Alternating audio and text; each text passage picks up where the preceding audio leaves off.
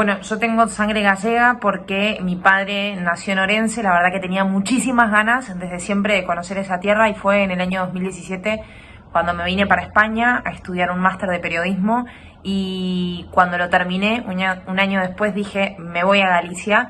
Ahí estuve aproximadamente unos 10 días y más allá de que quería conocer cada una de todas las ciudades, es cierto que quería llegar al pueblo de mi padre, a Bande. Allí me encontré con muchísimos vecinos que me contaron, de verdad, muchas historias que a mí me emocionaron porque conocían a mis abuelos, conocían a mi tío, conocían a mi padre, me contaron historias muy personales de cómo se conocieron mis abuelos. Para mí la verdad es que fue una experiencia muy fuerte. Volvería muchísimas veces a Galicia. Uno a veces no tiene tanto el tiempo como le gustaría, pero realmente ha sido una conexión personal muy fuerte y creo que el pueblo gallego es así, es como un grupo de personas valientes, trabajadoras. De hecho, en Uruguay prácticamente somos todos hijos de inmigrantes y no somos hijos de italianos, de españoles.